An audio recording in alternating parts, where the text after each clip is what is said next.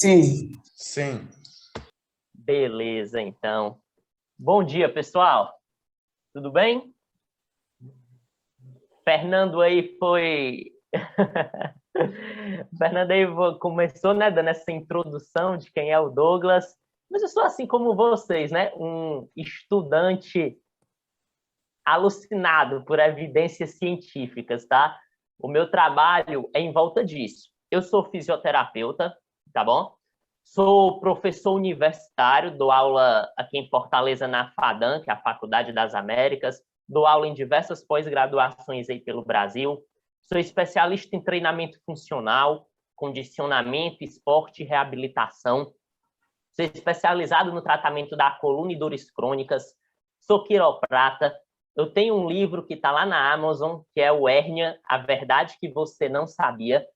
Criei o meu curso, que é o Programa de Educação e Tratamento da Coluna, onde eu capacito médicos, fisioterapeutas, profissionais de educação física, para tratar da forma correta, a forma que a ciência respalda de fato as pessoas com problemas na coluna. Eu tenho a minha clínica aqui em Fortaleza, que é a Physio House, onde a gente só trata isso, dores persistentes e na coluna. Esse é um pouquinho de mim. E o Anderson, o pessoal da Seven, quando me chamou, né, foi exatamente para falar sobre exercício, já que aqui a maior parte são profissionais que lidam com o movimento, não é? Então eu vou falar aqui de um fator que eu acho crucial, que é a analgesia induzida por exercício. Isso acontece muito, não é? Chegar para a gente alunos, clientes, pacientes com dor e nós realizarmos o exercício para tentar melhorar essa condição do paciente, do cliente. Aparece ou não aparece para vocês? Pessoas com dores que vocês utilizam o exercício como uma ferramenta aí analgésica. Hein, galera? Com certeza, viu, professor? Todos os dias aparece isso, todos os dias. Pronto. Hoje eu vou trazer para vocês uma visão mais moderna, mais atual do negócio. Olha, eu entrei, aí vocês estão vendo o slide, aí tem outra tela minha que eu estou aparecendo, que eu estou vendo meio de lado, é porque minha filha, quem tem criança sabe, ela derrubou meu computador esses dias, aí a câmera dele quebrou. Aí eu estou com meu celular e usando outro monitor, tá bom? Então, de vez em quando eu estou assim olhando de lado, mas eu estou prestando atenção em vocês. Bom, olha só, a visão que nós temos, nós que lidamos com exercício, é de que o paciente, o aluno, o cliente, a dor dele passa porque houve um fortalecimento muscular. Alguma estrutura, por exemplo, da coluna, o core estava fraco, por isso que ele estava com dor. Aí o core foi fortalecido e a dor passou. Não é basicamente isso que a gente pensa? É ou não é?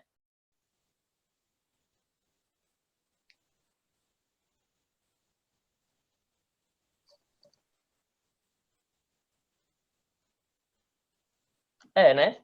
Então, a visão mais moderna aqui que eu vou trazer para vocês, a gente vai englobar aspectos muito mais profundos do que isso daí de core, tá bom? Vocês vão entender de fato o mecanismo que faz o exercício aliviar a dor. E vocês vão ver que não é o fortalecimento muscular, por incrível que pareça. Vamos lá. Bom, a literatura, pessoal, já descreve de uma forma bem convincente que o exercício físico e a atividade regular tem benefício positivo em mais de 26 tipos de problemas crônicos, tanto de domínio físico, mental, cardiovascular, estresse, humor, sono e saúde sexual. Então, o exercício é uma arma potente para tratar mais de 26 tipos de problemas crônicos. Mas o pessoal aí não conhece tanto isso, né? E preferem apelar ou para medicação ou para repouso. Mas se fosse aqui encapsulado, o exercício é o remédio mais potente que a gente tem aí. Olha só, e não é de agora que se fala do poder dos exercícios, principalmente o poder analgésico. Olhem só, esse estudo aqui, que foi publicado lá no finalzinho da década de 70, ele mostrou a primeira observação de analgesia induzida por exercício em humanos. Ou seja, há mais de 40 anos se fala nisso. Como é que foi feito esse estudo? Esse cara aqui, o Black, era médico, aí junto com os colaboradores dele, eles pegaram corredores. O que foi que eles fizeram com esses corredores? Colocaram no braço, no antebraço, aliás, aqueles manguitos de verificar pressão, e começaram a inflar o manguito e marcar um tempo. Vamos ver em que minuto esse corredor começa a sentir dor. Pá!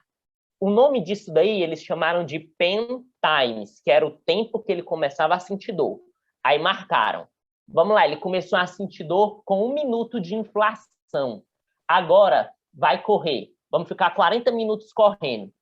Quando o aluno voltou aí, o cliente, o paciente, ele de novo mediu o pain times, o Black e os colaboradores dele. Colocaram um manguito de pressão no antebraço e começaram a inflar. Aí eles viram que agora o corredor ele demorava 2, 3 minutos para sentir dor.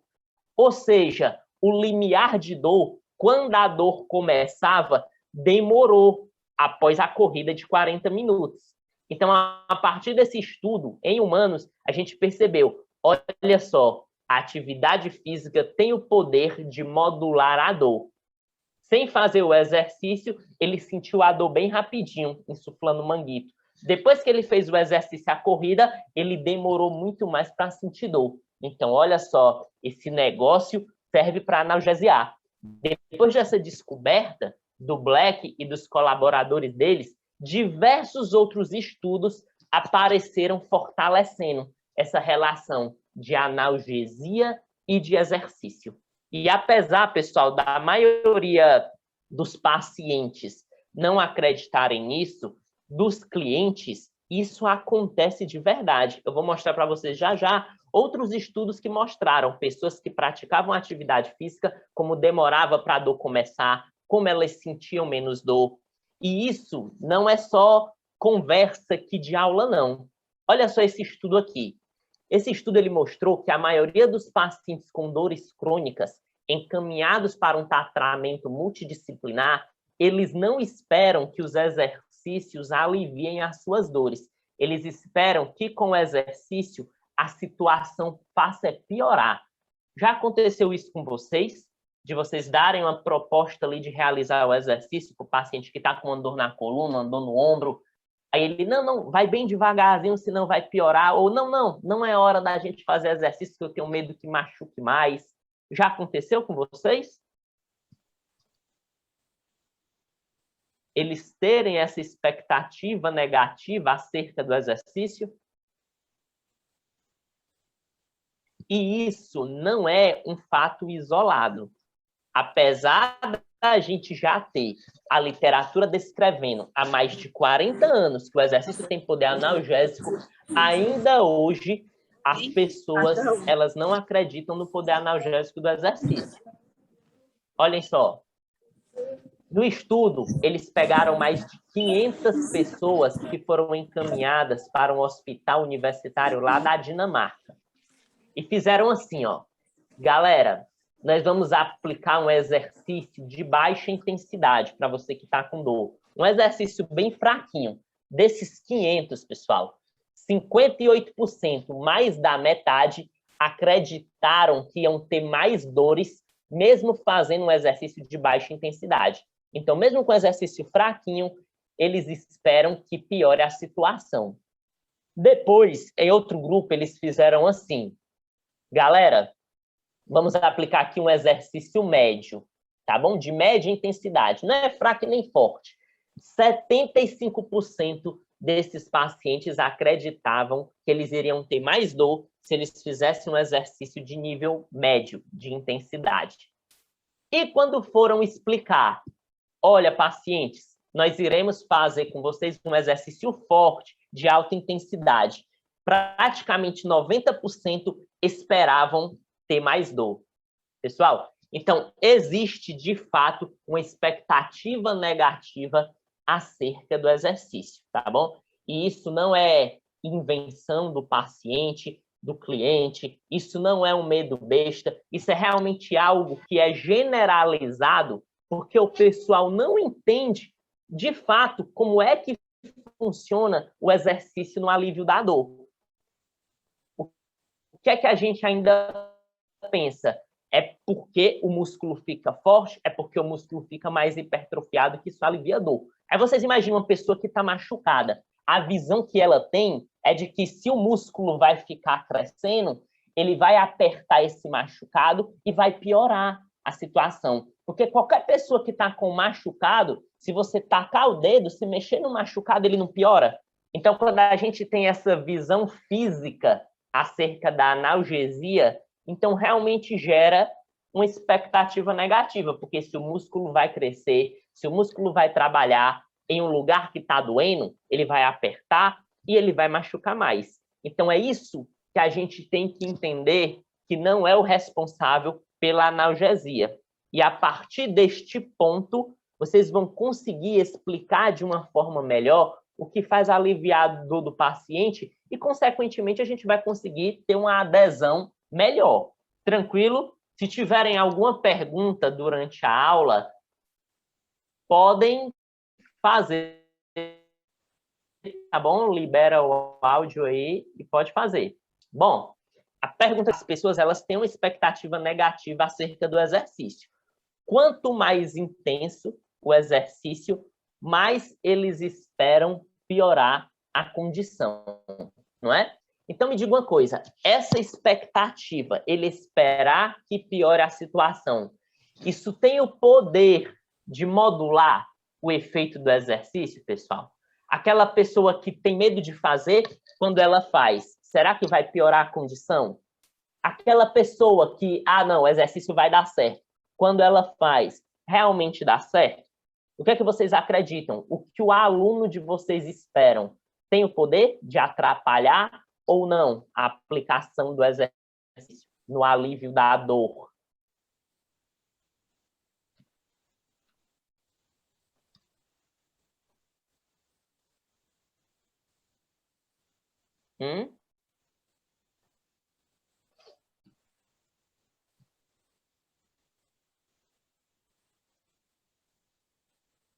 Com certeza, né? Vamos lá. Olha só, esse estudo aqui, ele foi publicado na Nature. A Nature, pessoal, é uma das maiores revistas científicas do mundo. Eles quiseram investigar, tá bom? A interação entre o exercício e expectativas. A gente está falando aqui o que a gente acha. E muitas vezes o que a gente acha, o que a gente vê que faz sentido, quando é posto à prova, na realidade não é nada disso que a gente está pensando. Então, a gente tem que procurar evidências para ver se suportam esses nossos achismos, não é? Então, vamos lá. O que foi que eles encontraram? Ó, pessoas em repouso, eles induziram dor. Eles pegaram, imaginem aí, como se fosse um fio de cabelo, só que metálico. O nome disso é filamento de Von Frey. Esquentaram esses filamentos de Von Frey e colocaram na panturrilha, certo? De algumas pessoas que estavam em repouso. E disseram, fulano, qual é a nota da dor? Aí esse fulano disse, olha, eu tô com uma dor de 0 a 100, nota 30. Depois, o que foi que eles fizeram? Eles colocaram essa galera para fazer exercício. Aí, depois do exercício, pegaram esse filamentozinho de Von Frey, esse cabelozinho metálico quente, e tacaram lá na panturrilha de novo desse povo. E o que foi que eles perguntaram? E agora, como é que tá a dor? Eles, olha, a dor agora tá uma nota de 20, mais ou menos. Então, a primeira coisa que eles quiseram ver no estudo, pessoal, era se realmente o exercício tinha um poder analgésico. E eles viram que sim, tá bom? Uma pessoa em repouso sente muito mais dor do que uma pessoa que está ali fazendo o exercício. Demora o limiar de dor, aquele momento que a pessoa começa a sentir dor, fica mais atrasado. A tolerância também do paciente à dor fica muito maior, certo? Então, eles pegaram e viram isso. Realmente, o exercício, assim como o Blank falou há mais de 40 anos, tem o poder de modular essa experiência de dor. Agora, vamos ver se A expectativa pode atrapalhar a expectativa negativa, o que o paciente espera de ruim. Olhem para esse gráfico aqui. Ele não é um bicho de 7 cabeças, não, tá bom? É bem simples, ó. Isso daqui, esse lado vertical que está em pé, é o que o cliente de vocês, é o que o paciente espera, tá bom? Ele espera, então, ó, que tenha uma dor grande. Lá no estudo, eles definiram com dor grande toda vida que o paciente levantasse um papelzinho vermelho. Então, eles disseram, olha, nós iremos gerar um estímulo forte em vocês, na perna de vocês. Mas, na realidade, era um estímulo médio, tá bom? Só que eles enganaram o paciente, geraram expectativa negativa.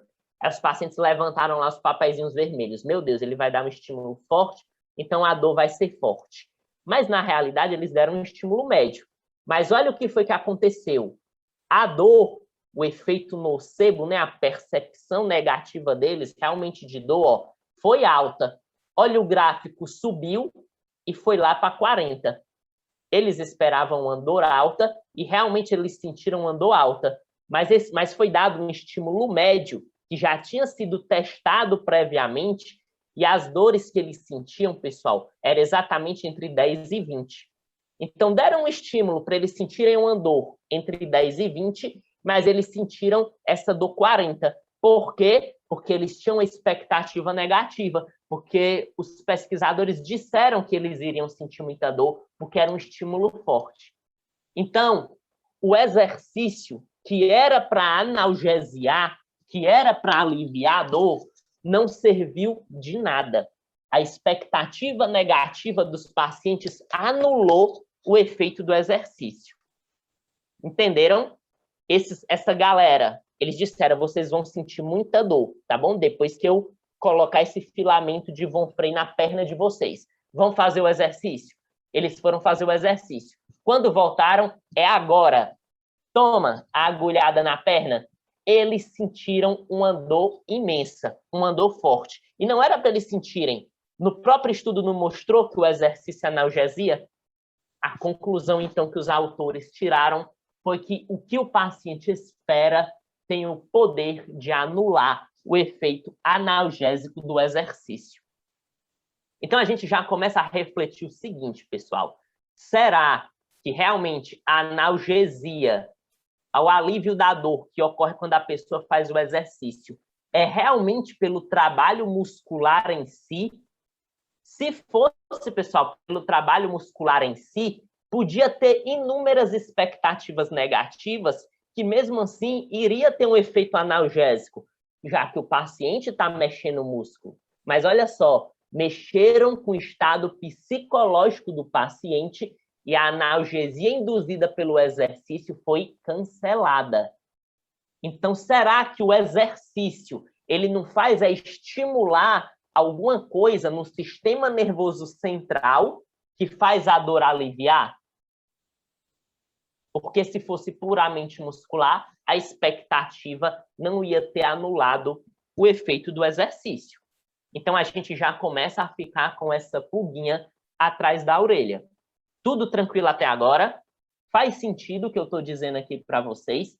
Que se fosse simplesmente pelo ganho de força muscular, pelo ganho de hipertrofia, não era para a expectativa ter cancelado o efeito do exercício. É ou não é?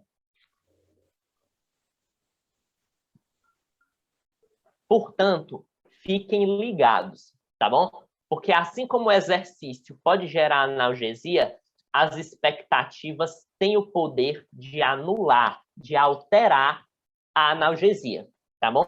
Não pense que é só o exercício que tem o poder de gerar alívio, não. O que o paciente espera também tem, o que o cliente espera. Então, às vezes, o cara tá ali com dor e ele foi para a academia ou foi para o treinamento funcional sem ele querer, porque foi forçado mesmo. O médico mandou, a família disse que ele tinha que ir. Aí você já tá com esse cara, sei lá, 3 meses e a dor desse cara não zera. Qual é a expectativa dele? Ele não gosta, ele acha que exercício é ruim. Então, é por isso que o efeito analgésico está retardado, está demorando. Então, a primeira coisa que vocês têm que fazer com qualquer pessoa que está com dor, na hora de entrar em um programa de exercícios, é alinhar as expectativas. É dizer o que acontece, o que ela espera, como isso tem o poder de modular, e eu vou mostrar para vocês por que modula. Tem que deixar tudo claro, pessoal. Mas o principal ponto é alinhar as expectativas, porque se o paciente vai para um programa sem estar gostando, a chance de não dar certo é enorme. Quando eu falo que expectativa, que exercício tem poder de modular o sistema analgésico, pessoal, eu estou falando da VID. O que é a VID? É a via inibitória descendente da dor. Vocês já ouviram falar da VID? A via inibitória descendente da dor?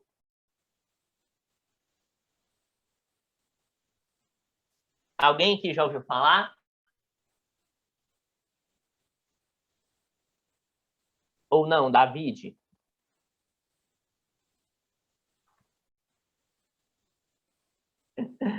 Vamos lá, então. Vamos lá. A Mona Lisa sabia nem o que era. Foi-se embora, porque hoje nós aqui da Seven vamos elevar o nível de vocês de um jeito na educação física que vocês nem imaginam. Isso daqui é um conteúdo que só os estudiosos de neurociência moderna da dor estão sabendo explicar. É um conteúdo que é restrito, entendeu? Apesar de ser disponível. Mas a galera ainda não tem um entendimento legal acerca disso. E vocês vão ter. Vamos lá.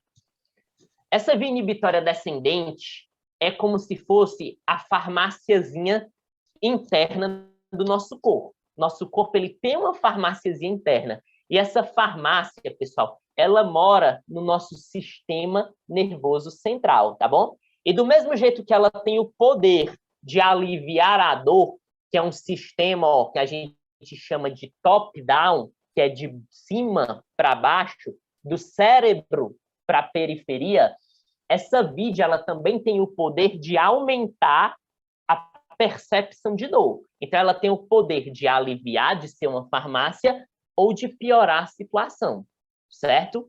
Mas a gente vai aqui correr dentro do espectro que ela melhora a situação, essa via inibitória descendente. Vocês têm que entender que quando ocorre uma lesão, quando o paciente está com dor, isso a gente chama de estímulo nociceptivo. É um estímulo nocivo. O corpo, ele não sabe, pessoal, a diferença de um chute na canela, de uma martelada ou de um palavrão. Tudo isso que a gente recebe, toda essa entrada, todo esse input, ele é transformado em potencial de ação, em estímulo elétrico. Então, é isso que vai correr da periferia dos nervos lá para a medula e lá para o cérebro, lá no sistema nervoso central, tá bom? Lá no sistema nervoso central é que ele vai ter a percepção. Será que isso realmente é relevante para a gente gerar dor? Ou será que isso é uma besteira para a gente aliviar? Então, é aí que esse sistema top-down, que é da via inibitória descendente, trabalha, tá bom? Vamos lá. As estruturas que formam essa via que inibe a dor são essas aqui, ó. O PAG, que é a substância cinzenta periaquedutal, e a medula ventromedial rostral, que eu circulei aí em quadrado, ó, que eu fiz um retângulo. Conseguem ver que o slide aqui para mim atrasou? Vocês estão vendo que eu fiz um retângulo vermelho, ó, na substância cinzenta periaquedutal, a Sim. PAG, e na RVM, que é a medula ventromedial rostral. Estão vendo? Certo.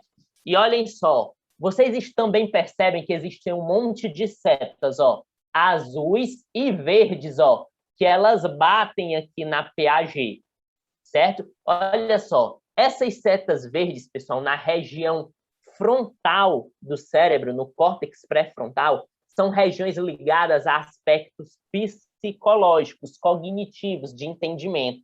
Então, olha só, condutas, técnicas que trabalham com esse aspecto psicológico ó, têm o poder de ativar a nossa VID, o nosso sistema analgésico.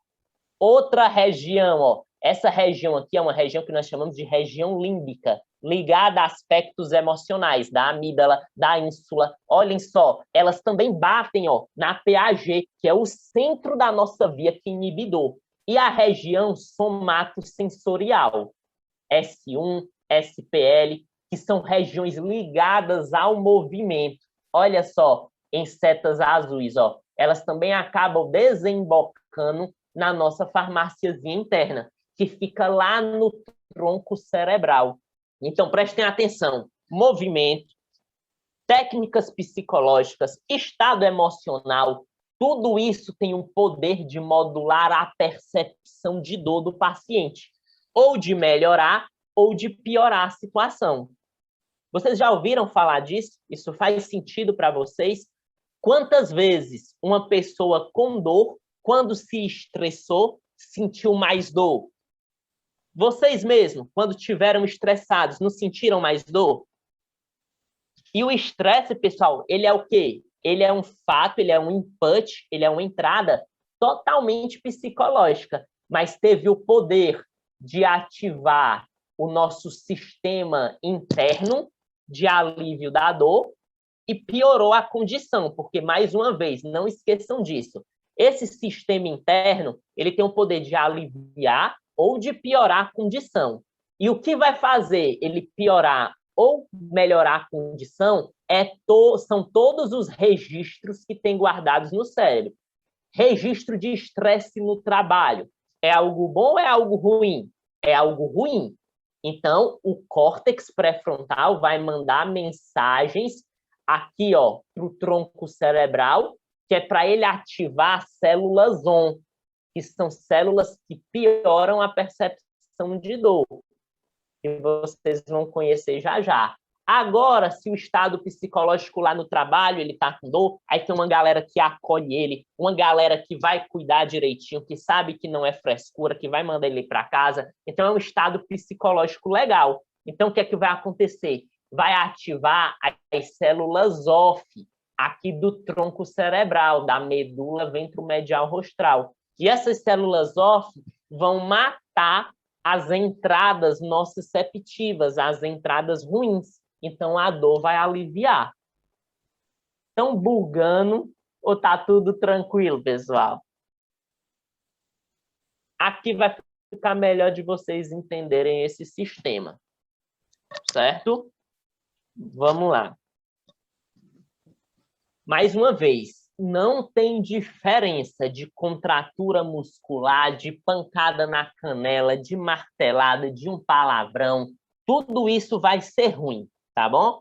Para a pessoa, isso vai ser uma entrada nociva, uma entrada ruim. Mas como nós trabalhamos muito com anatomia, com biomecânica, então vamos trazer para esse contexto de ou uma martelada no dedo ou uma contratura muscular, tá bom? Alguma alteração na periferia, na anatomia. Quando ocorre essa alteração, olha só, o nervo, o nociceptor, que é um nervo que leva informações nocivas, vai jogar esse estímulo lá para a medula. Isso aqui é a medula, tá bom? E lá na medula vai ser modulado esse estímulo ruim que foi trago pelo nociceptor. Será que isso daqui, que vai lá para o cérebro, é algo relevante ou não?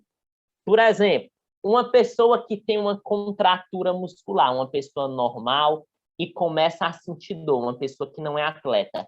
Para ela, é algo horrível. Agora vocês imaginem um bodybuilder, um cara que treina direto.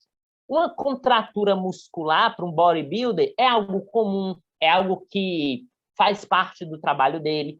Então, vai ser algo que não vai ser tão ruim quanto para uma pessoa sedentária. Mas o que diferencia isso é o entendimento, é o contexto dele. Então, presta atenção, para o bodybuilder, ele já vive no meio que uma contratura muscular não é algo tão importante, faz parte do trabalho. Uma pessoa comum, não. Para ela é a pior coisa do mundo. Então, olha só, existe todo um entendimento a nível central, certo? Então, quando entra a informação aqui na medula, ela vai subir. Aí o cérebro, vamos supor que seja de uma pessoa comum. Meu Deus, isso é algo horrível para essa pessoa comum. E a pessoa, ela acha que é como se tivesse machucado, se tivesse rasgado o músculo. Então, o que é que o cérebro vai fazer? Ativa lá no tronco cerebral, ó, a substância cinzenta periaquedutal. Aí a substância cinzenta periaquedutal, ela vai acordar o RVM, que é a medula ventromedial rostral. E nessa medula nós temos células ON e células OFF. Nesse caso, serão acordadas as células OFF. As células ON, aliás, porque o entendimento da pessoa comum é que é a pior coisa do mundo. Então, para o cérebro é altamente relevante.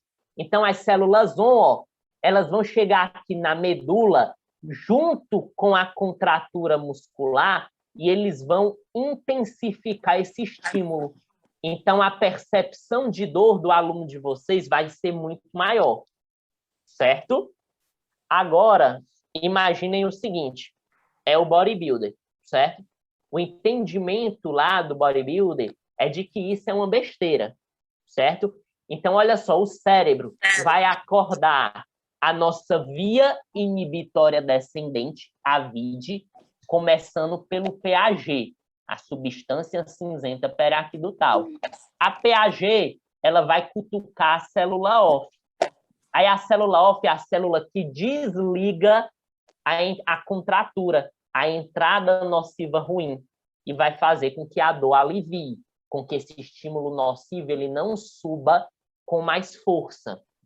Isso eu estou falando de acordo com a ativação a nível psicológico, porque vocês viram no slide passado, ó, que o entendimento psicológico do paciente tem o poder de ativar a PAG, mas o exercício, ele também faz isso.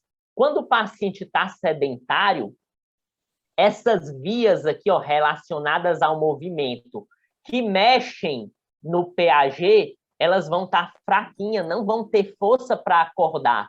Agora, o cara que está com dor e realiza o exercício, normalmente uma pessoa ativa, ela tem uma via inibitória funcionando de uma forma legal. Então, o cara faz exercício, ó, ocorreu contração muscular.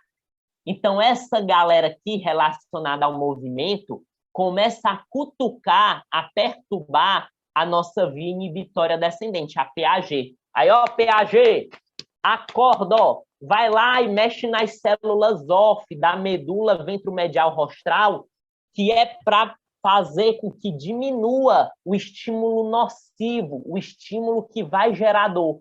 Então, o exercício faz isso em um paciente que está com dor. Ele vai cutucar a nossa via que inibe dor, e a via que inibe dor, ó, vai mandar mensagem lá para a medula para enfraquecer a entrada nociva, a entrada da contratura, a entrada da pancada, a entrada do jeito, enfim. Então, vai subir lá para os centros superiores algo super fraquíssimo que o cérebro vai ver. Ah, isso não é nada relevante, então não vai ter dor.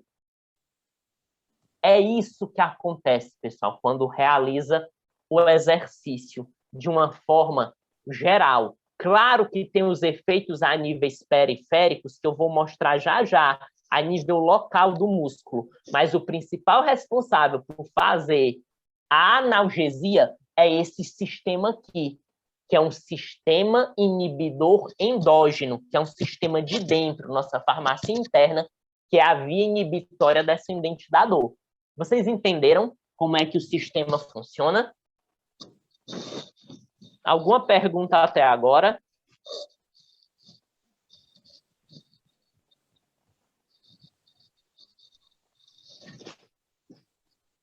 Tem, pessoal? Eu, professor. Pode falar, Mona Lisa. No caso, é uma pessoa que já é, vamos dizer, vulgo treinada, ela sente menos dor se ela receber o estímulo do exercício do que uma pessoa sedentária. Não é ela isso? sente menos dor, por quê? Porque uma pessoa sedentária, uma pessoa ativa, ela tem a via inibitória descendente mais esperta, mais acordada. Então, é muito mais fácil dela tolerar dor, dela aguentar mais dor, porque vai ocorrer uma inibição do estímulo nocivo. Era isso que eu ia dizer, que a PEG não, essa aí do inibitório que você falou, Pronto, que é a tolera PAG sim, mais a PAG. a RVM. Essas duas estruturas é que formam a via que inibe dor, que fica no tronco encefálico. E olha Obrigada. só, olha como faz total sentido. Eu não mostrei para vocês um estudo que a expectativa negativa, o paciente esperar uma piora de dor, não anulou o efeito do exercício? Poxa, galera, então se o efeito analgésico fosse só muscular, fosse só ganho de força, não ia ter acontecido essa anulação da analgesia do exercício.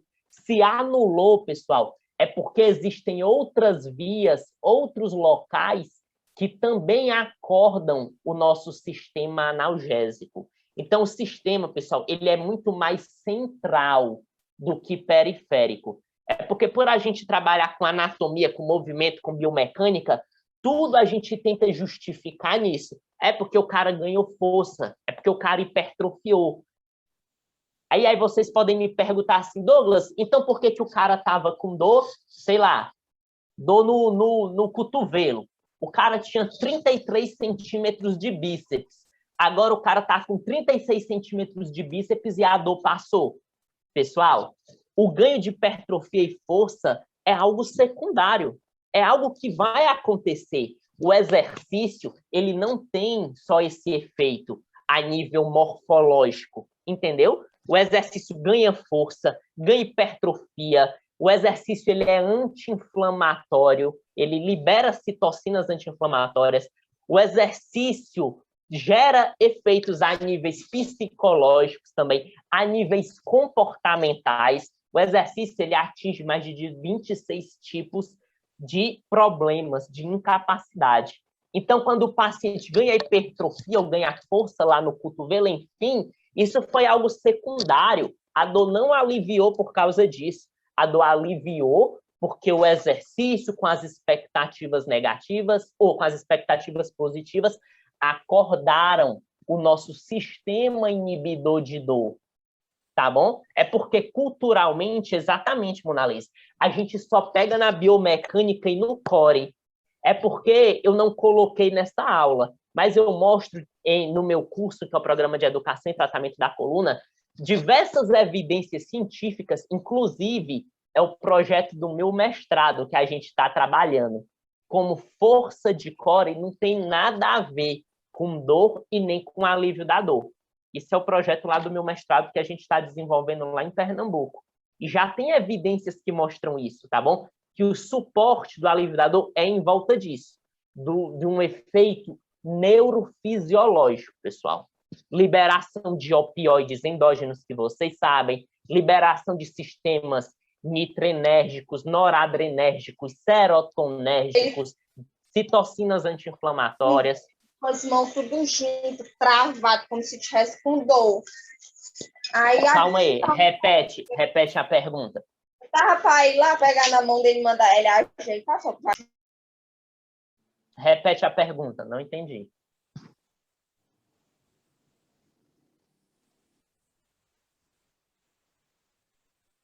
Ninguém quer perguntar? Tá tranquilo? Posso avançar? Simbora, então. Professor, então, que diz? Pode falar. Professor, eu observei uma aluna que ela chegou com lombalgia na academia, certo? E ela começou a fazer, eu fiz a anamnese dela, perguntei, conversei com ela, e ela própria se limitou. Eu não posso fazer isso porque eu vou sentir isso. Certo que o fisioterapeuta fez o alvo, né? Disse o que era para fazer, quais anos trabalhar, todas as perspectivas que ela tinha que fazer. Mas na mente dela, ela própria já se limitava. Então, me diga uma coisa, ela estava com expectativa negativa ou positiva? Negativa. E você viu que expectativa negativa anula o efeito analgésico do exercício. Justamente. Porque ela chegou com autoestima muito baixa. chegava cabisbaixo nas aulas, era assim, perspectiva. Como tá com acho que está com uns 2 meses que ela já está treinando regularmente, o nível de dor diminuiu assim uns 90%, que a gente sempre conversa, né? Ou seja, hoje em dia, o exercício que ela falou que não conseguia, hoje ela faz. Pessoal, prestem bem atenção. Eu não estou dizendo que o principal responsável pelo alívio da dor é a parte psicológica, porque não é. Eu estou dizendo para vocês que esse sistema que inibe dor, ele é ativado por movimento, não é por força, não é por hipertrofia. Esqueçam isso no alívio da dor. É por movimento. Movimentou, acorda a região somatosensorial. Região somatosensorial, cutuca a via que inibe dor, mas também, psicológico e a parte emocional. Então, isso tudo tem que estar alinhado, pessoal. O alívio da dor, ele é multifatorial, ele é multidimensional. Se o paciente está com dor, o aluno, e você só fica olhando pelve torta, vértebra rodada, e acha que consertando isso vai aliviar a dor, está errado. Porque olha o tanto de coisas que influenciam tanto no alívio aqui no tronco cerebral, como na facilitação, na piora da dor. Então, tudo isso daqui tem que ser considerado na mesma intensidade. Aí, de acordo ali com a sua anamnese, com a sua avaliação, você vai ver o que é que está mais comprometido. Se você sabe que o exercício acorda a via que inibe dor, mas o paciente está morrendo de medo de fazer, então prioridade nesse momento é você melhorar o entendimento do teu paciente. Trabalhar o aspecto cognitivo. Aí você pode trabalhar com exercícios de zero carga, fazendo só um trabalho educativo com pouca amplitude, de exposição gradual, que é para ir destruindo o medo dele. Aí o cognitivo dele vai ficando legal, ele vai começando a aceitar mais exercício, você vai aumentando as amplitudes. Consequência, região somatosensorial também fica forte para cutucar aqui a via que inibe dor.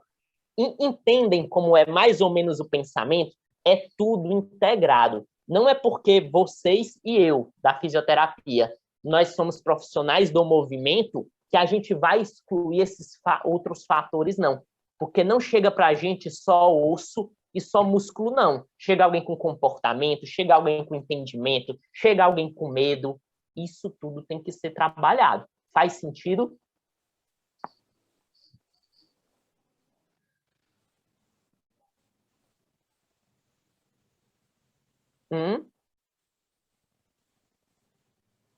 Faz sentido o que eu estou falando? Sim, professor. Simbora lá. Olha, se a gente tem um sistema inibitório endógeno, interno, uma farmáciazinha, então, se ele tiver quebrado, disfuncional, isso vai contribuir para a dor persistente, pessoal. Porque, olha só, vai estar entrando muito estímulo ruim lá na medula, muito estímulo nocivo, olha só, vindo aqui para a medula, descendo a porrada na medula.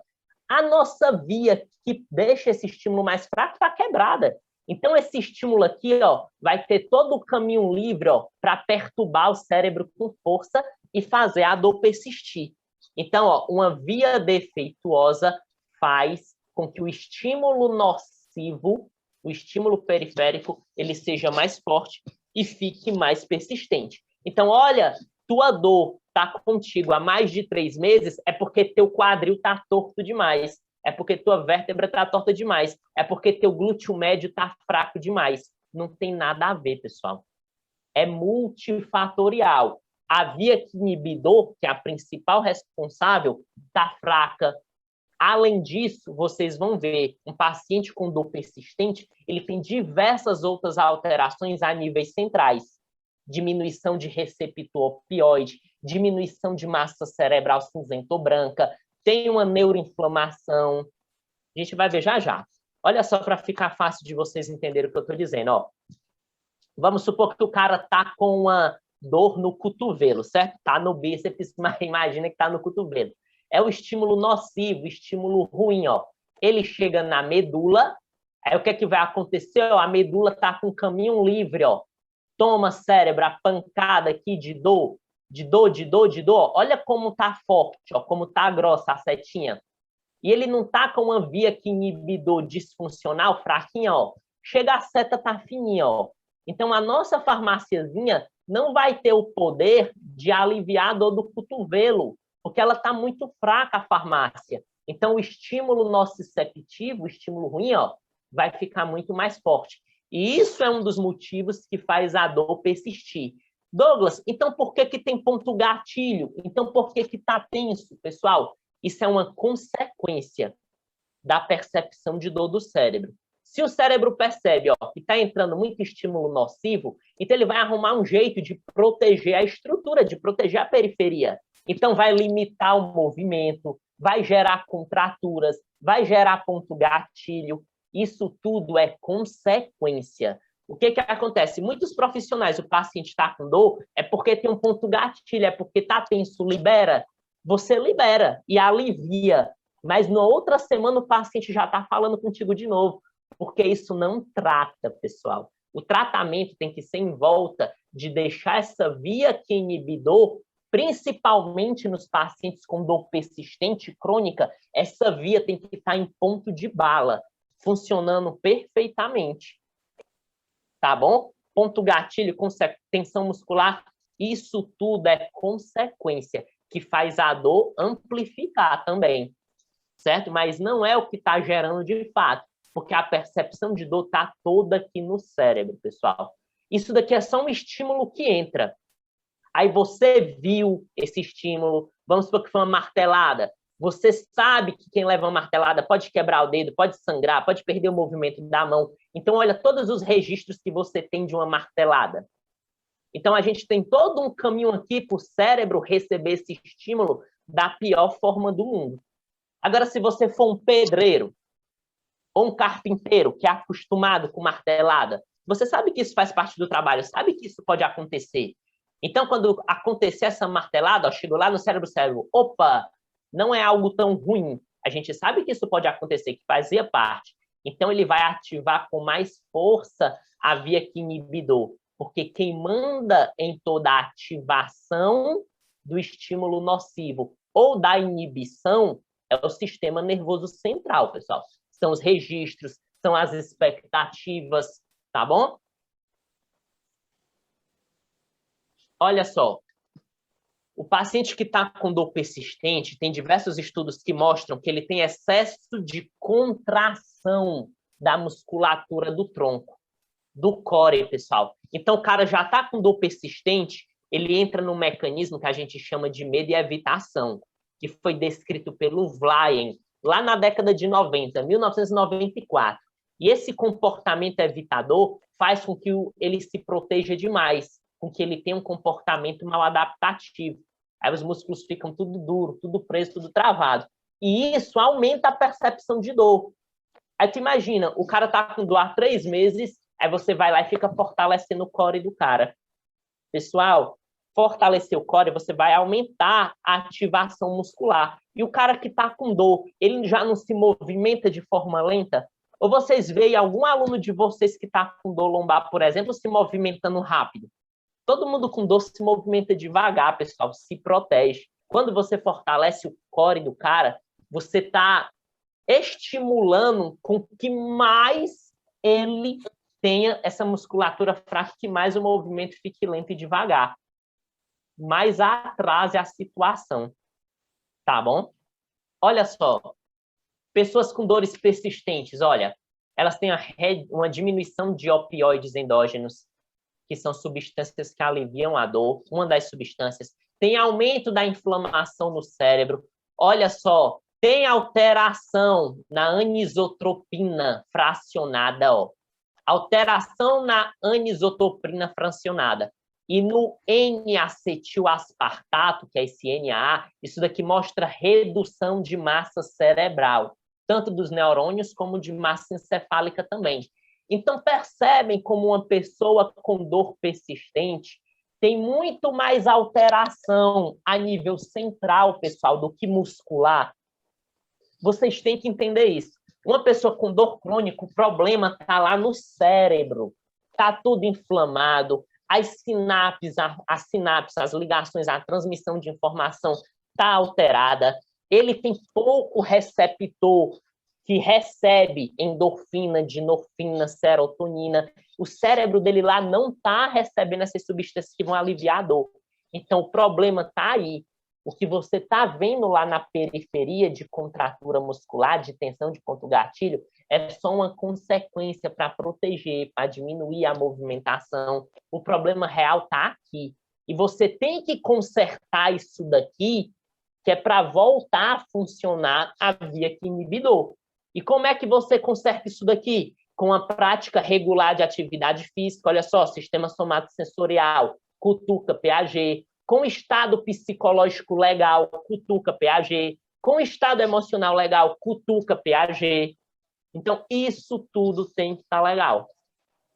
Em pacientes com dor persistente, estando legal, diminui a inflamação no cérebro, aumenta a massa encefálica, o cérebro é plástico, melhora de novo as sinapses.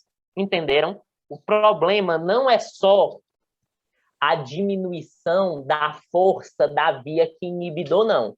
Olha, tua dor está persistindo, é só porque tua via inibidor está quebrada.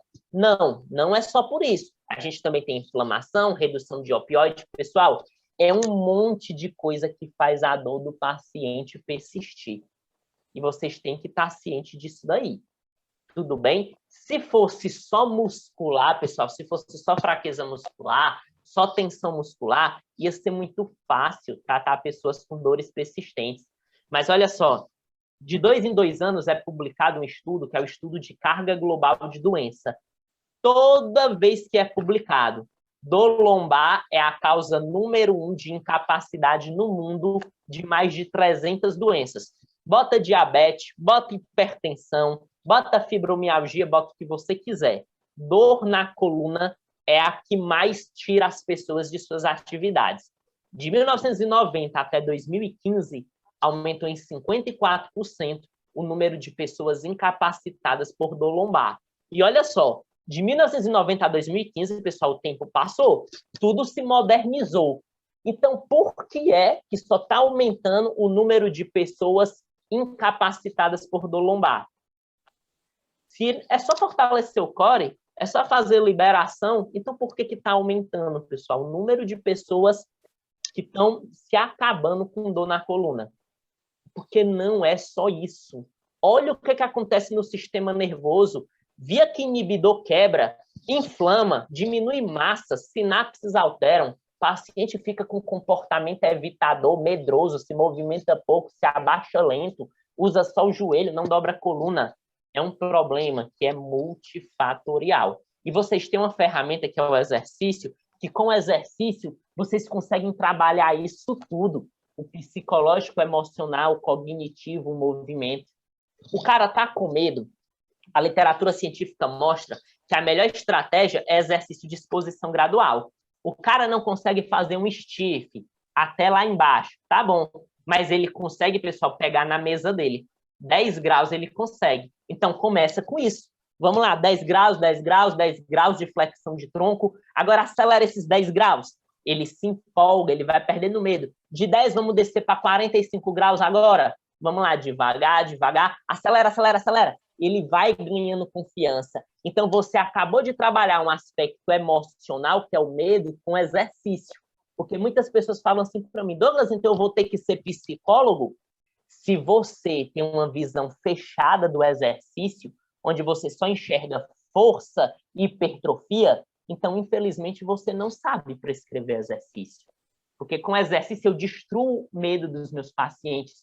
Com exercício, eu melhoro o cognitivo dos meus pacientes, eu mostro para eles, olha só, antes você fazia 3 repetições, agora você faz 8. O exercício piorou seu desempenho ou melhorou? O paciente melhorou. Isso é um trabalho cognitivo ou não é? O problema é que a galera, quando prescreve exercício, joga peso no paciente e só faz o quê? Vai, vai, vai, tu consegue. Vai, vai, vai, tu consegue. Cara, só isso é a tua prescrição de exercício? Jogar carga, uma carga numa escala de Borg, que ele tem uma percepção de esforço ali submáxima? Só isso. E as outras variáveis, vocês só estão olhando para a força. E o aspecto emocional, o aspecto psicológico, com exercício dá para trabalhar isso tudo. A gente só tem que abrir mais a mente, principalmente no cara que tem dor crônica. E olha só, Douglas, você está dizendo que uma via inibitória descendente quebrada, defeituosa, em disfunção, é um dos motivos que faz a dor persistir, não é? Porque fica o caminho muito mais livre para a nocicepção, para o estímulo nocivo cutucar o cérebro. E como é que eu posso testar isso na prática clínica? Como é que eu vou saber, lá no meu consultório, lá na academia, que o paciente está com essa via inibidor quebrada?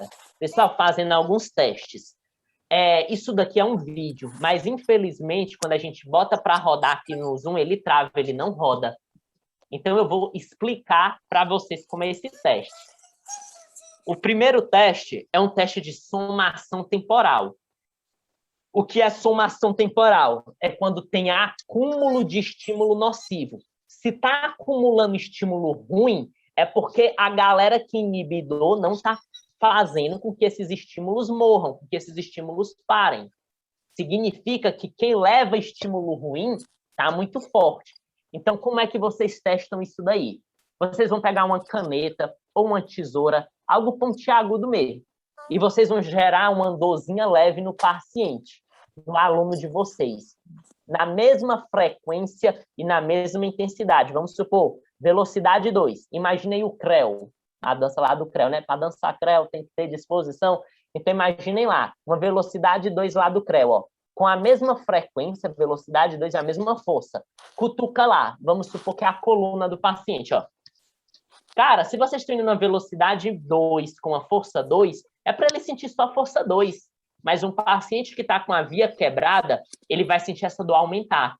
Dor 3, 4, 5, 6, pode chegar até a ser insuportável. Aí ele, ei, tu tá apertando mais, tu tá me machucando mais, mas tu não tá fazendo nada. É simplesmente porque a via nociceptiva, que envia estímulo nocivo, ela tá com o caminho livre. Então ela tá direto acumulando coisa ruim lá no cérebro. A via inibidor tá fraca.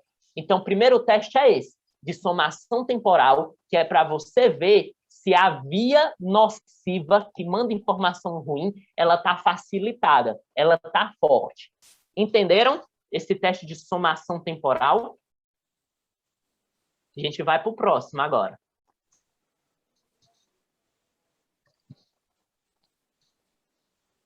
Entenderam?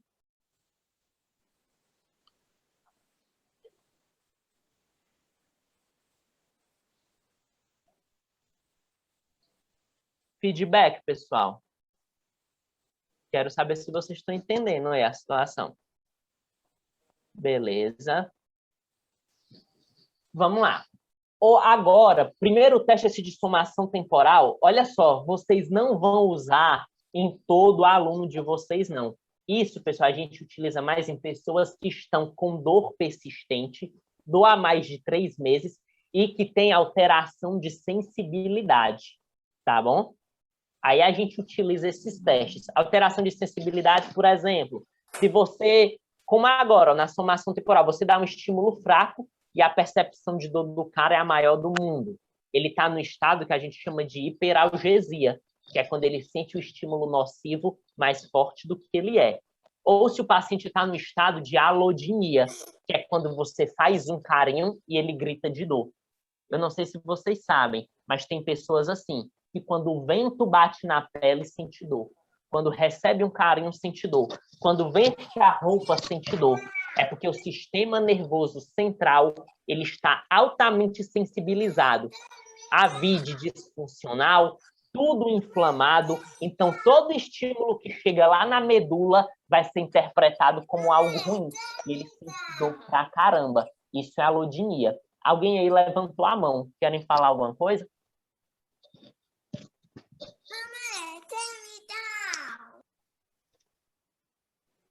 Tudo tranquilo, né?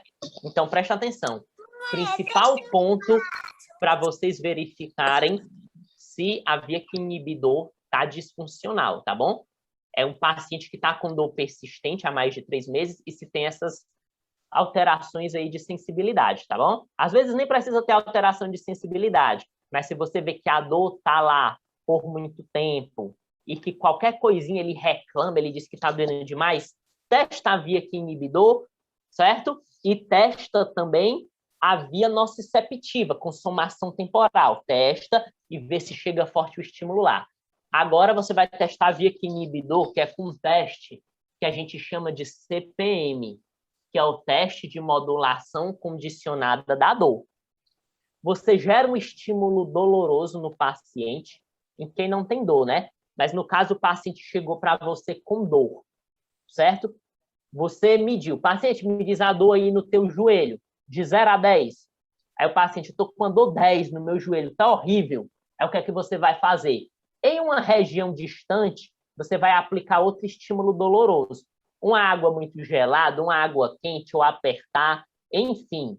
Aí o que é que vai acontecer? Em quem tem a via inibidor legal, quando você aplicar esse estímulo doloroso em uma região distante, a VID vai acordar e vai aliviar essa dor aqui do paciente, do joelho. Porque, olha, chegou algo muito mais forte para ela se preocupar, para o sistema nervoso central se preocupar. Então, aquilo que estava incomodando lá no começo não vai significar nada. Então, a VID vai morrer, essa dorzinha aqui do paciente. Aí, então, ó, você aplicou o estímulo doloroso novo, secundário, aí pergunta, paciente, como é que está agora essa dor no joelho? Ele agora está uma nota 5, reduziu praticamente a metade.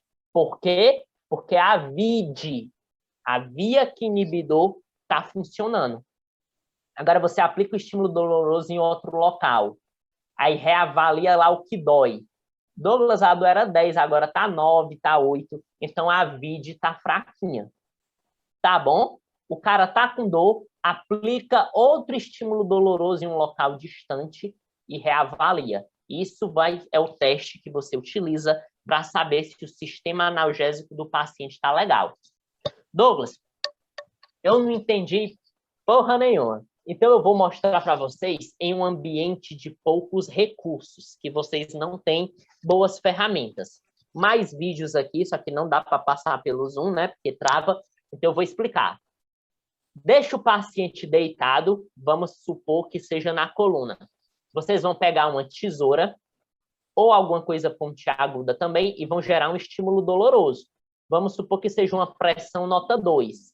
Aí vocês vão varrer, vocês vão começar a caminhar aqui pela coluna, ó, fazendo a pressão, gerando a dor nota 2. Quando o paciente está muito sensível, ele está com dor, normalmente ele está sensível. Ele vai dizer, ai, Douglas, doeu mais aqui. Aí você marca com a caneta. Aí você caminha, tá fraco, dói, mas dói pouco. Ai, agora doeu mais. Aí você marca de novo. Aí você vai varrendo aqui a coluna, ó. Igual eu fiz aqui embaixo, ó. Vocês estão vendo que tem pontinhos verdes mais escuros? Foi assim, ó, Douglas, aqui doeu pra caramba. Aí eu caminhei com a tesoura ainda gerando dor. Aí bem aqui, ó, gerou muito mais dor. Aí eu marquei também. Caminhei, ó, gerou mais dor, gerou mais dor, gerou mais dor.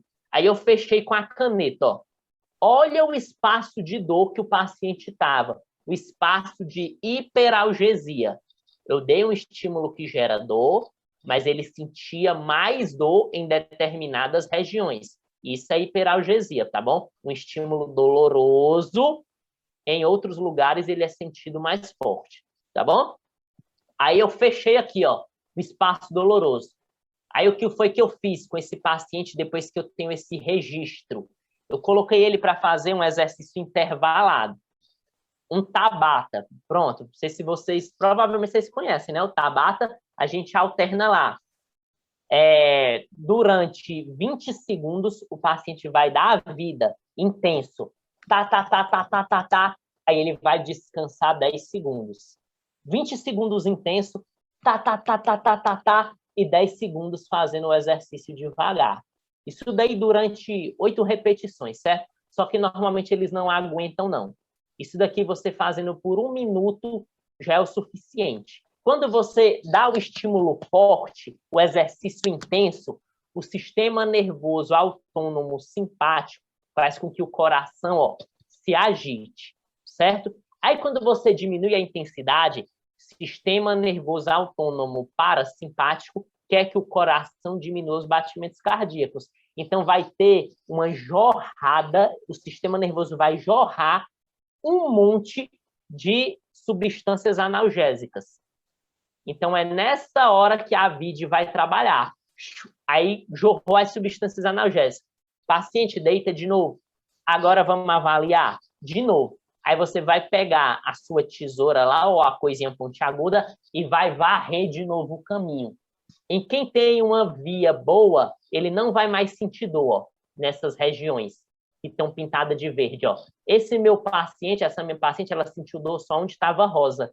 Então, olha só, tudo que estava verde, olha o tamanho. Depois do exercício, diminuiu só para essa bolinha rosa. Conseguem ver? Então, me digam, a via inibidor do paciente está prestando ou não está? Esse paciente vai se dar bem ou não com o exercício? Me mandem aí o feedback. Hein, pessoal? Vai ou não vai? Antes do exercício, olha a área de hiperalgesia primária. Depois do exercício, olha o que foi que aconteceu. Então, poxa, a melhor estratégia para esse cara realmente é o exercício, neste momento. Tá bom? Então, você sabe que o tratamento da dor dele vai ser rápido. Agora, se tu fez aqui o exercício intervalado, né? Aí essa região de hiperalgesia não diminuiu quase nada, tá bom. Vai ser demorado o tratamento. Porque muitos querem saber, né? Eu vou melhorar rápido, eu vou demorar? Em quem diminui muito, ele vai melhorar bastante rápido. Agora, em quem diminui pouco a área de hiperalgesia, vai ser mais demorado. Então, agora você sabe se a via inibidor está funcionando muito, médio ou pouco. Testes para vocês utilizarem em ambientes de poucos recursos e que a gente ensina detalhadamente lá no meu curso, né? Que aqui não está dando para passar os vídeos. Vamos lá. Alguma pergunta até agora? Por que é importante você fazer esse teste, que é o teste de modulação condicionada da dor? Porque olha o que é que os estudos mostram, pessoal. Os estudos mostram que o paciente que tem esse teste legal, essa CPM legal, o exercício vai ter um poder analgésico maior. E eu sei que vocês não sabiam realizar esse teste, porque não ensinam para vocês. E se vocês fazem o teste e o paciente dá alto, dá legal, então significa que o exercício vai ser muito bom. É o que o gráfico está mostrando. Então, um teste de CPM legal, que é esse teste que eu ensinei, já prediz, já adivinha que o exercício vai analgesiar rápido esse paciente. Não é coisa da minha cabeça, não é invenção, apesar de ser uma coisa nova para vocês, mas a literatura, pessoal, já descreve isso há anos. Teste de modulação condicionada da dor. E é novidade para praticamente todo mundo, mas isso já está descrito há 40 anos. Eles chamavam de teste inibitório nocivo difuso. Há 40 anos a gente já sabe testar a via inibidor do paciente. Mas na prática clínica, vocês fazem isso? Na academia, vocês fazem isso? Provavelmente não, né? Olha só. Quem pratica atividade física tem esse teste melhor? Tem, pessoal. Olha o tanto de evidência mostrando isso, ó.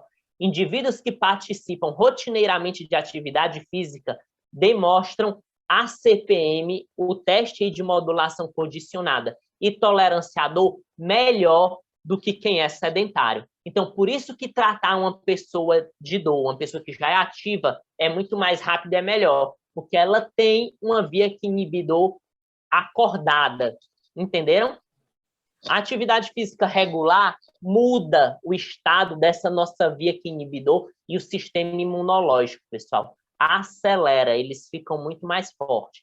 E esse estado protetor normal que ocorre com a atividade física não é encontrado em pessoas que têm nível sedentário e quem tem a dor persistente também, tá bom? Pessoas sedentárias, elas têm mais chances de desenvolver dor persistente.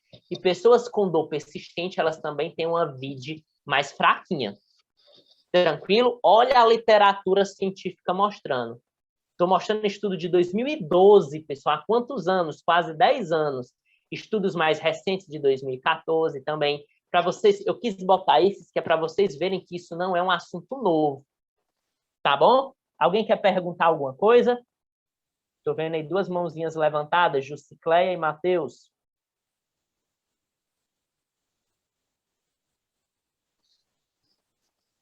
Alguma pergunta?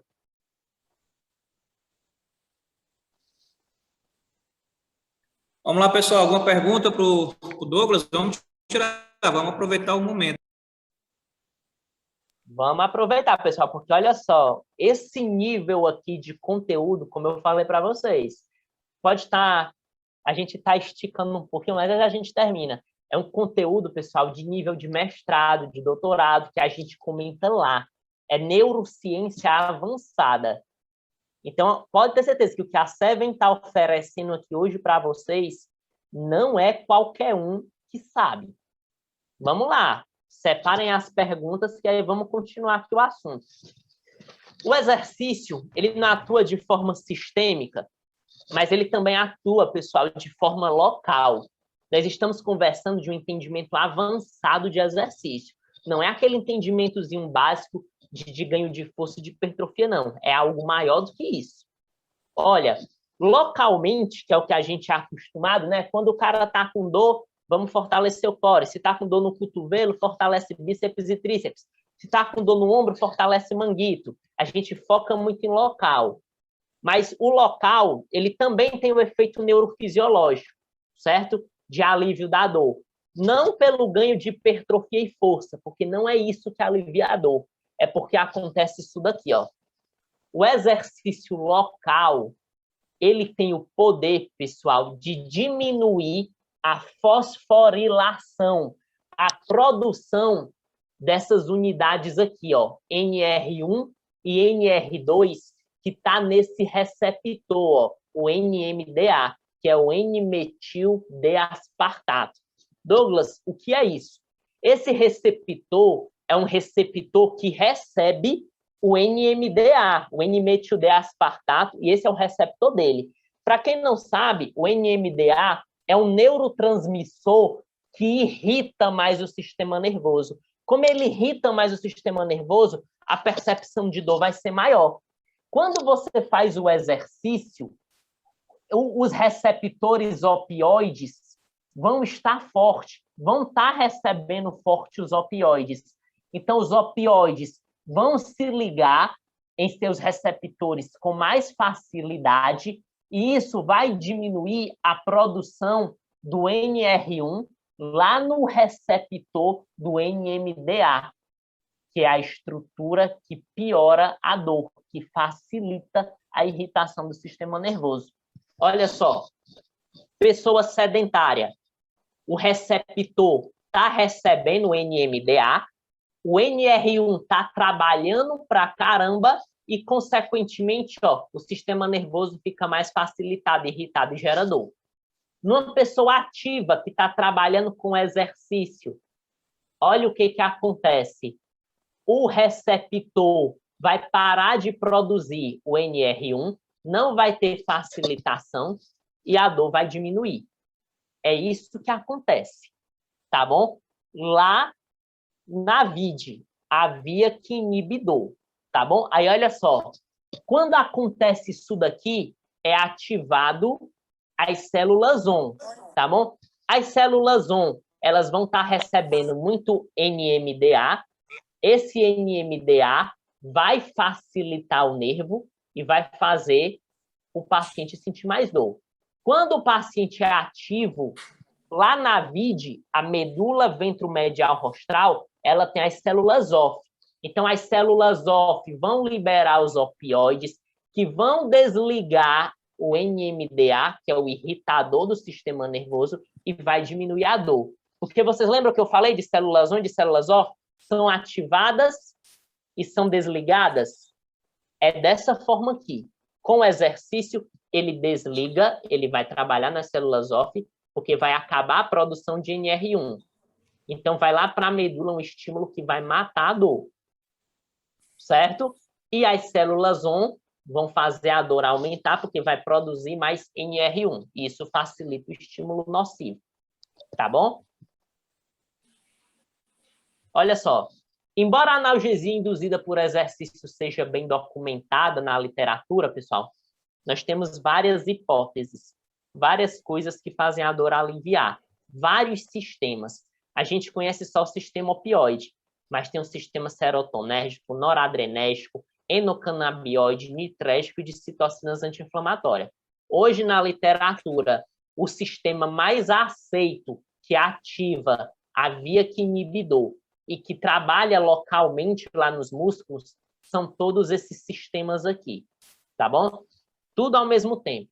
Fica fácil de vocês verem aqui, ó, nessa imagem.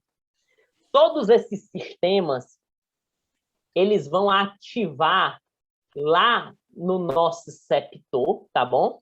A célula que envia estímulo nocivo, eles vão atingir o nosso receptor. E quando eles atingem, ó, a VID, ela não vai matar o estímulo nocivo lá na medula. Então, a VID, ó, soltou essa bomba de neurotransmissores. Aí, esses neurotransmissores lá na medula, eles vão se jogar no nosso receptor, que é o nervo que leva estímulo nocivo. Aí, o nervo que leva estímulo nocivo, ele vai jogar para fora potássio, tá bom? E quando sai potássio, o nervo se acalma. É por isso que passa a dor, tá bom? Porque vai diminuir a entrada de estímulo nocivo. A VID, ó, lá em cima, ela não diminuiu a produção de NR1 com o exercício, parou de produzir NR1 lá na medula ventral rosto medial. Como parou de produzir, então o nosso sistema inibitório entende, opa, vamos descer lá para a medula e entupir o nosso receptor de serotonina, endorfina, dinorfina, opioide, canabinoide, que é para ele jogar cálcio para fora e ficar fraco. Potássio para fora e ficar fraco. Então, ele fica fraco, diminui a entrada de estímulo nocivo e a dor vai embora. Tranquilo até agora? Alguma pergunta, pessoal? Tá tudo bem? Estamos quase finalizando, tá? Como é que está a situação?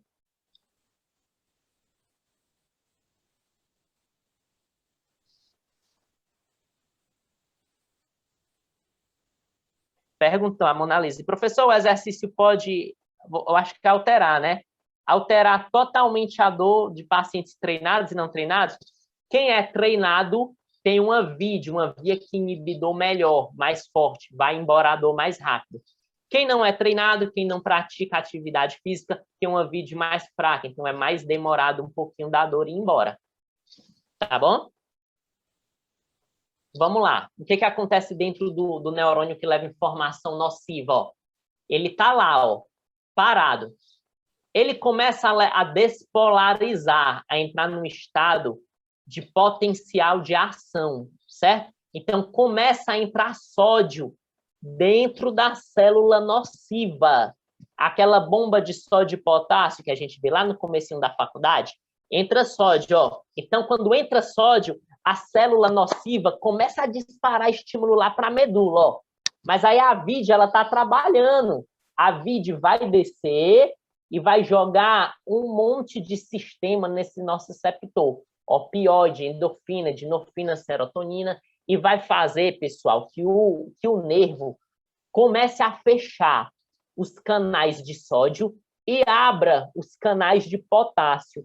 Quando abre os canais de potássio, lembra? O potássio sai e a célula nervosa, o nosso receptor, que está levando estímulo nocivo, ele vai se acalmar. Consequentemente, vai chegar pouco estímulo ruim lá no sistema nervoso central e o paciente não vai mais sentir dor, ou vai sentir pouca, tá bom? Então, olha só, presta bem atenção. Eu contei para vocês o que acontece lá em cima, certo? No sistema nervoso central. A gente tem a PAG e a RVM, que é a medula ventromedial rostral. A RVM é onde vai ter célula on e célula off. Essas células é que vão ligar a analgesia ou que vão foder a situação, certo? Quando você pratica exercício, os opioides, os canabinoides, as serotoninas, elas vão se pregar em seu receptor, que é um receptor ou MU, ou kappa ou delta. Esses receptores, eles estão pregados também em receptor de coisa ruim, que é o NMDA. Então, eles vão fazer com que o NMDA, que é o que facilita, o que deixa o nervo mais irritado, fique calmo. Então, vai ser ativado células off. Essas células off vão descer e lá no nosso receptor vai bombardear, lá na medula, de neurotransmissores que vão fazer com que o potássio saia e a célula se acalme, subindo nada de dor ou pouca dor. Eu sei, pessoal, que é muita informação nova, que é uma viagem, mas pelo menos é um caminho aqui para vocês começarem a entender que o negócio é muito mais complexo do que fosse hipertrofia. Tá bom? Avante. Localmente, tem esse trabalho da VID, e localmente o que acontece quando você trabalha as contrações musculares? Olha só, o músculo, ele produz macrófagos, tem o sistema imunológico, ele é ativado. Então, o músculo, ele libera macrófagos do tipo 2, tá bom? Esses macrófagos do tipo 2 liberam citocinas, substâncias anti-inflamatórias, como interleucinas do tipo 10. Então, o músculo solta essa interleucina que se prega no nosso receptor, o nosso receptor fica fraco, ele joga potássio para fora e ele se analgesia. Então, existe o poder local. Não é porque você está fazendo um exercício concentrado, que o cara está ganhando hipertrofia e força, que ele está analgesiando por causa disso, não. Ele está analgesiando porque o músculo está liberando substâncias anti-inflamatórias, e não porque ele está ganhando força. Tá claro isso para vocês agora? Tá ou não tá?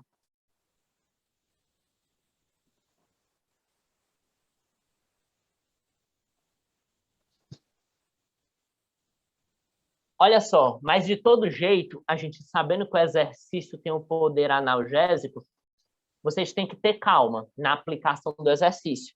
Porque quando o paciente, o aluno, ele está com uma dor persistente, olha só, o estímulo, quando ele é dado de uma forma média, um exercício de médio a intenso, olha só, é um exercício vermelho, ó, avermelhado, que vai gerar mais dor.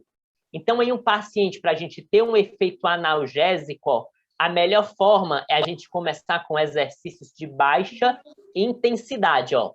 Tentem dividir essa seta nessa forma, ó. Baixa intensidade, média intensidade e alta intensidade. Então, olha, analgesia em quem tem dor persistente ocorre com exercícios de baixa intensidade, já é o suficiente.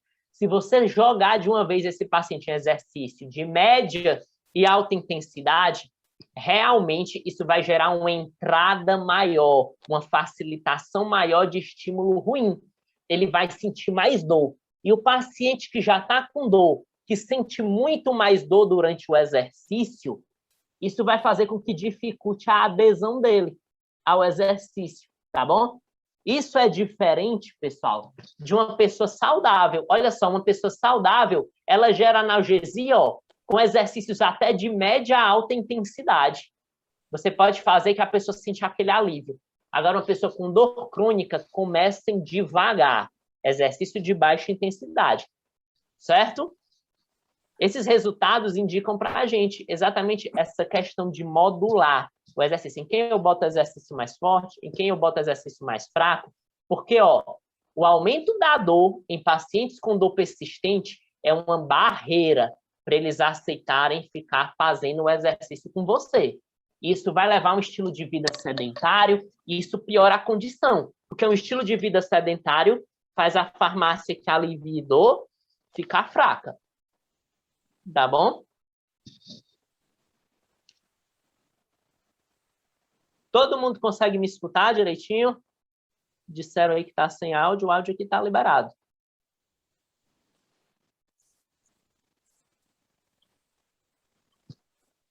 Sim, simbora então. Se eu não me engano, aqui já são os 3 últimos slides, pessoal, que já deve estar todo mundo morrendo de fome, né? Inclusive a minha esposa está aqui perturbando para ir almoçar. Mas olha, vamos lá. Como é que deve ser feita a prescrição? A gente está nos últimos 3 slides. Preste atenção, porque isso é o principal. Porque o paciente ele só vai acreditar em você que o exercício é analgesia se você souber prescrever, tá bom? Então, olha só, o que é que a literatura, pessoal, científica mostra? Esse estudo aqui, ó, tem alguém com o áudio ligado. Olha só, esse estudo aqui ele foi publicado recente, ano passado, em 2020. É o melhor estudo que a gente tem, que é o da Caterine Franco, ela é brasileira. Eles pesquisaram na literatura, eles fizeram revisão do melhor jeito de prescrever exercício em quem tem dor crônica, com alteração de sensibilidade, que é uma dor que nós chamamos de dor nociplástica, e em quem tem uma dor normal, que é uma dor sem alterações de sensibilidade. E eles viram o seguinte, ó, a galera, eles têm que fazer exercício, quem tem alteração de sensibilidade, quem tem uma via que inibidor quebrada, disfuncional, que é o paciente com dor crônica, ó, de mais ou menos, pessoal, 60 minutos, tá bom? 1 hora de exercício, de 2 a 3 vezes por semana, por 3 meses, pelo menos. Então, quem tem dor persistente, vocês forem montar o programa de exercício, tem que ser assim, 1 hora pelo menos, de 2 a 3 vezes por semana, por pelo menos 3 meses. Essa é a prescrição recomendada pela literatura, tá bom? E focar em exercícios gerais. Vocês podem fazer exercícios locais, mas vocês lembram que em paciente com dor persistente, as principais alterações estão a níveis centrais, exercício aeróbico, exercício de Tai Chi Chuan, que é mente-corpo, exercício de Pilates, que é um exercício que exige muita concentração. O principal impacto, galera, tem que ser um impacto top-down, que gere um efeito de cima para baixo, do sistema nervoso central para o periférico. E quem gera esse impacto é a VID, é a via que inibe dor. Então, pessoas com dor persistente precisam mais desse tipo de exercício, tá bom? Mas isso não exclui o exercício local, não, mas é questão de prioridade, tá bom? Sempre coloquem exercício aeróbico, exercícios gerais nessa galera, tá bom? Com dor persistente de alteração de sensibilidade. A galera que tem dor normal, que não tem essas alterações de sensibilidade, olha só, o exercício já pode durar menos, de 30 minutos a 60, de 2 a 3 vezes por semana, tá bom? 1 mês e meio, mais ou menos, mas pode chegar também a 3 meses. Mas percebem como a recomendação de tempo é menor? Porque para a pessoa que tem alteração de sensibilidade, alteração no sistema nervoso, até ele se reestruturar, isso demanda tempo, pelo menos 3 meses. Agora, uma pessoa que está com uma dor aguda ou uma dor persistente sem alteração da VID, a recuperação é mais rápida. Então, em 1 mês e meio, a gente já tem uma resposta legal. E nessa galera, vocês já podem dar um foco em exercício local, exercício de controle motor. Mas isso não significa que vocês irão esquecer exercício aeróbico ou exercício geral. Tudo bem? Então, vocês têm que entender o mecanismo de dor do paciente para poder prescrever o exercício. A Associação Internacional para o Estudo da Dor, que é a IASP, divide em 3 tipos: o nociceptivo, o neuropático e o nociplástico. E vocês conhecem esse tipo de mecanismo de dor? Isso é fundamental na hora de prescrever o exercício. Nociplástico tem que durar pelo menos 3 meses. Nociceptivo e neuropático, que não tem tanta alteração a nível de sensibilidade, sistema nervoso central, já pode ser menos, tá bom? Essas são as prescrições. A escolha dos parâmetros relativo ao exercício tem que enfatizar isso.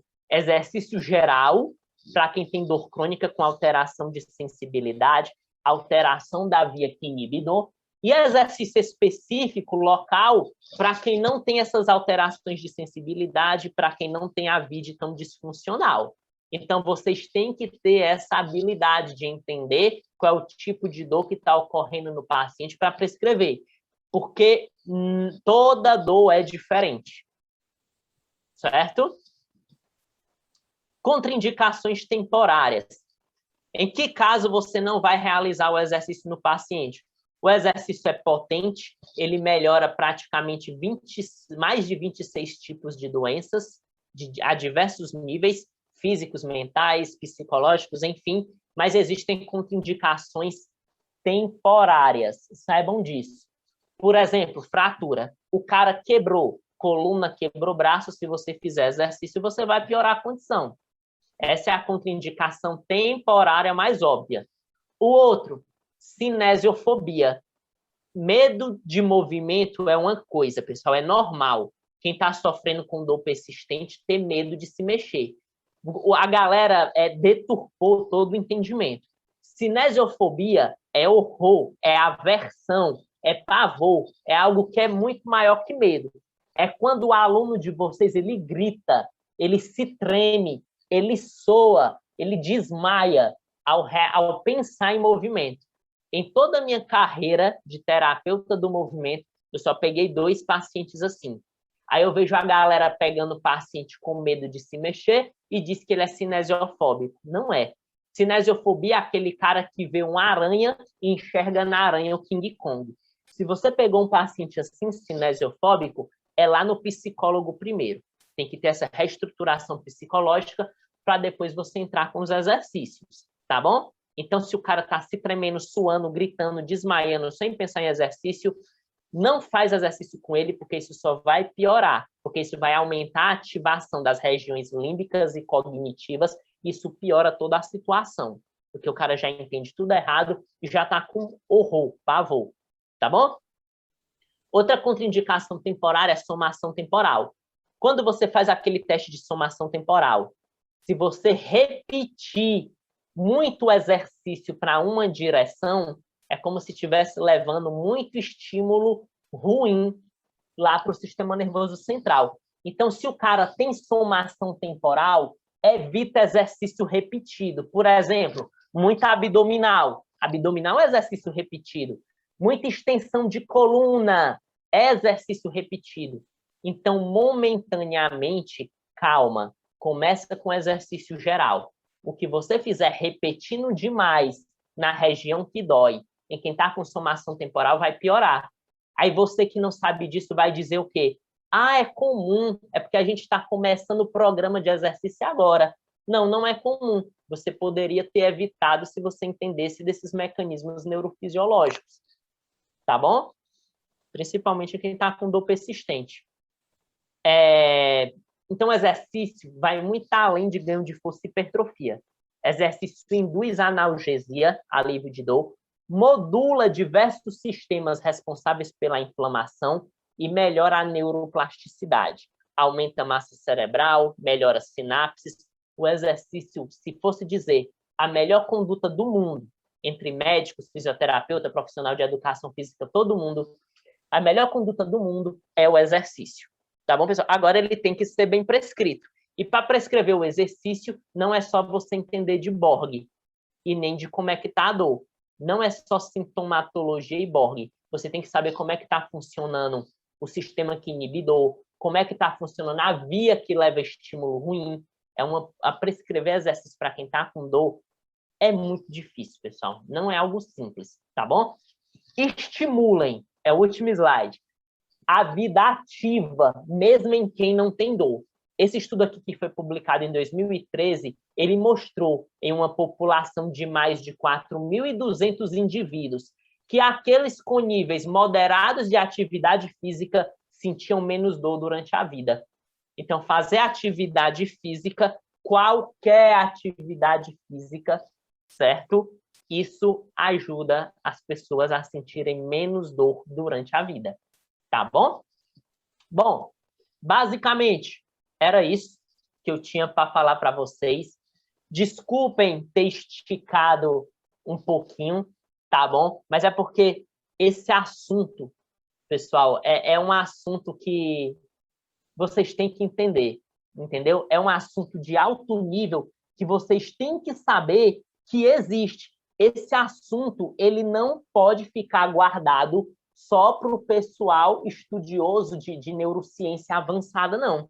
A gente tem que compartilhar, que é para a gente ver, entender a arma que a gente tem de fato, tá bom? Queria saber o feedback de vocês, o que é que vocês acharam da aula, vou até imitar aqui o Fernando, né? O que foi que vocês acharam da aula? Deu para abrir a mente em relação ao exercício, pessoal? Deu para entender que o que a gente sabe ainda, mesmo a gente tendo uma pós-graduação, uma formação, enfim, ainda é pouco, pessoal. Pelo mundo de informação que tem aí acerca de exercício. Tá bom? Quem quiser se aprofundar mais nesse entendimento de exercício, de core e tal, eu tenho a minha formação em coluna, lá nós temos módulos específicos de exercício, e a gente aprofunda mais ainda para vocês isso daí. Muito obrigado, viu, pela presença de todo mundo. Quem quiser acompanhar mais meu trabalho, me siga lá no Instagram, @educaçãoemcoluna. Tá bom? E é isso.